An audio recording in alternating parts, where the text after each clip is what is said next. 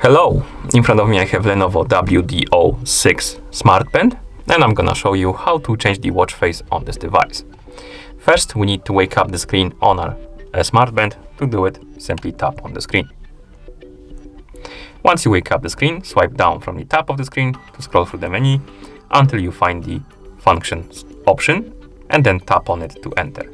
And here you should see the dial option, the one with the clock dial on it.